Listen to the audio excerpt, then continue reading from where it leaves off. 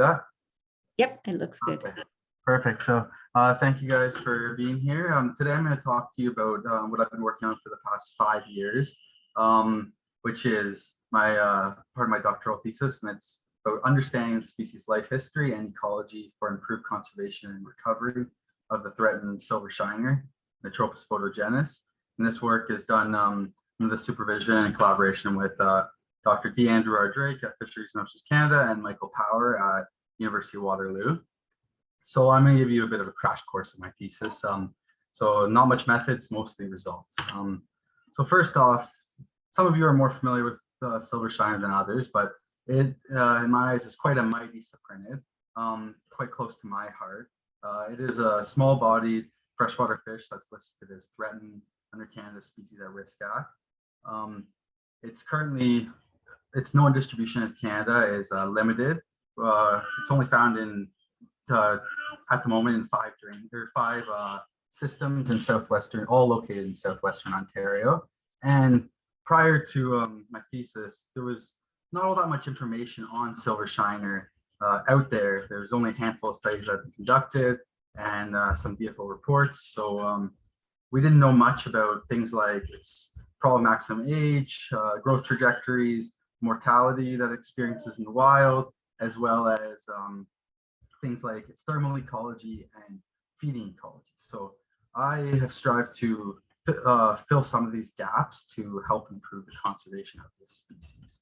This is a beautiful picture of a silver shiner taken in the field by my wife. They're quite a beautiful fish.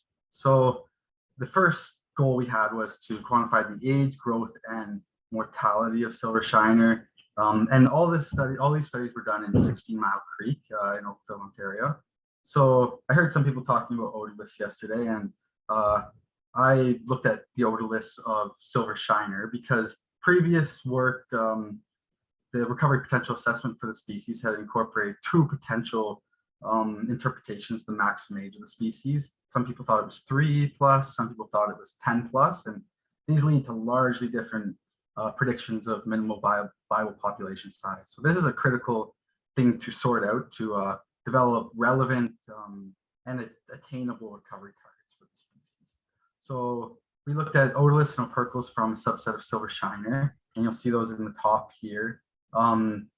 Very zoomed in because they were very, very small, like a pin drop. And we determined probable maximum age of silver shiner is like 4. So they are short-lived, like most sapronids in Ontario. And what we did was we generated von Berlanti growth curves for the species. And when I was doing this, I had collected some from further into Oakville and some silver shiner further upstream in more non-urban reaches. And we found that in the urban reaches, there was a suppressed asymptotic length in the von Berlanti growth models, and fish weren't growing as big at the urban areas. So that's what you can see in this figure here. The blue is the urban population, and they don't grow as big as the non-urban. So that was interesting. And we also quantified mortality and found it's relatively high, but it was significantly higher in the urban reaches compared to the non-urban reaches. So this was something very notable and has conservation implications, which we'll talk about near the end of my presentation.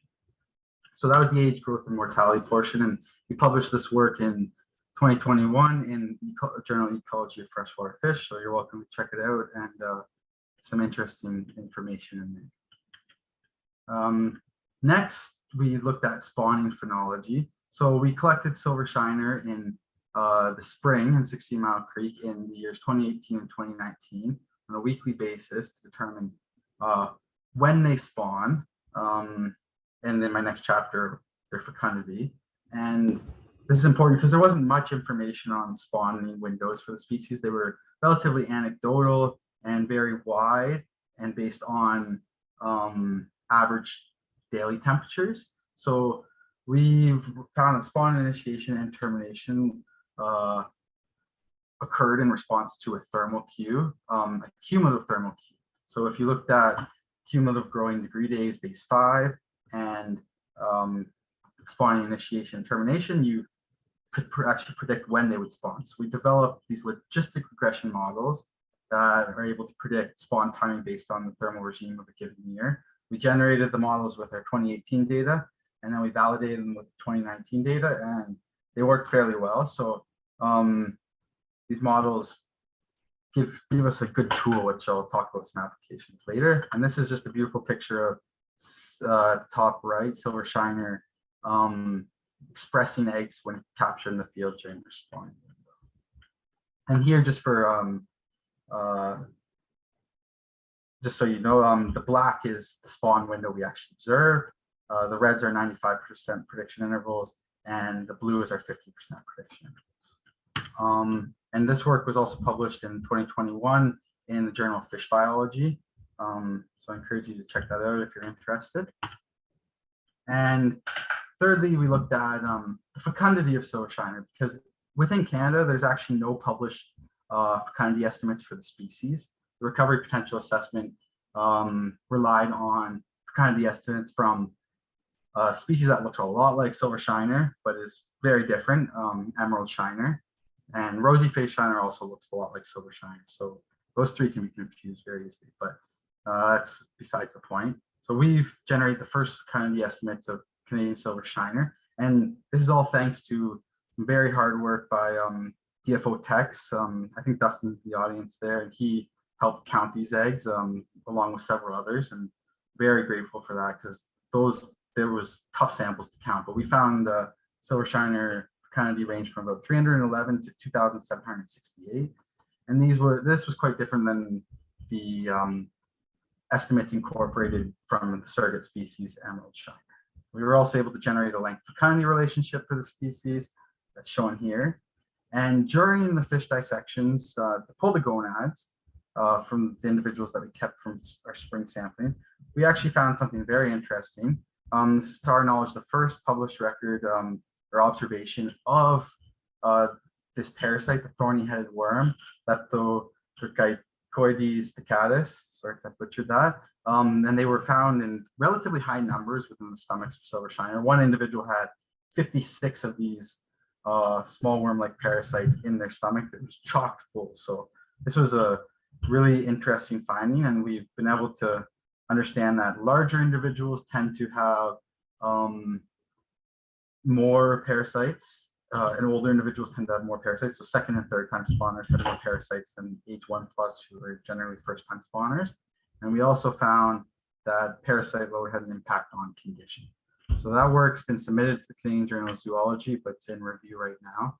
Hopefully you'll see it soon. And this is a really cool picture of the silver shiner gonad still in the body cavity. And then here as well. This under the microscope, this is with the camera. Next, we wanted to look at the thermal ecology of silver shiner. So what temperatures do they actually occupy in the field? I might be 1 or 2 minutes long too, sorry. So we developed, there's not many tools to do this for small bodied fishes, as you can imagine. They're pretty small to tag. So we developed a species-specific temperature-dependent odorless isotope fractionation equation for silver shiner.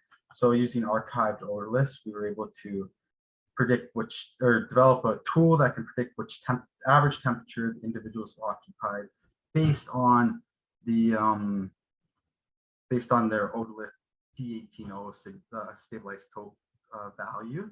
And we just checked if our equation made more sense for silver shiner compared to equations developed for other species, and it did. So moving forward, archived odor lists of silver shiner can be used to look at realized thermal niche. And we published this work in 2020 in Journal Endangered Species Research, so you can check that out. It's open access. And the last thing we looked at, my last chapter of my thesis was looking at the feeding ecology of the species. And this was what I found to be my favorite chapter. In these small minnows, we were able to see that they consumed approximately 74 taxa.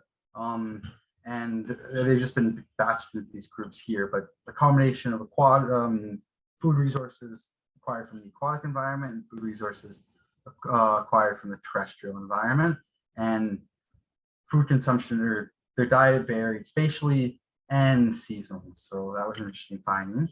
We also found we're really interested in a portion of the diet that was from the terrestrial system, so sourced from or terrestrially sourced prey, and we found silver shiner consume more terrestrial prey in fall compared to summer, but did so in both seasons.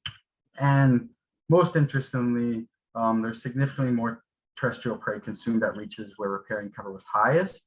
This was particularly the trend in fall when terrestrial prey was higher in the drift. And I forgot to mention these are drift feeding fish, so they're picking them off after fish or after the prey items have fallen into the river, they're picking them off in the surface drift. So that was pretty interesting.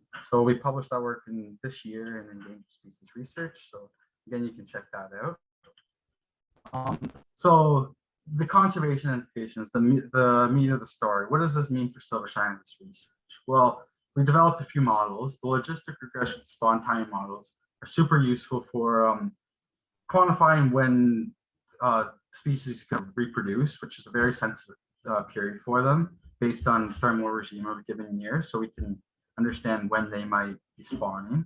And we can also explore, explore implications of future climate projections or future thermal regime, or changes in the thermal regime, like for instance, urbanization can increase temperatures, and we can see what this will do to the spawn window and spawning dynamics. Then the otolithermometry equation can be used to quantify the thermal niche of the species, the realized thermal niche, and explore among individual variation of thermal occupancy. And the results of our study have some direct implications for the application of the Species at Risk Act to silver shiner. So we found that urbanization should be considered a major threat for the species.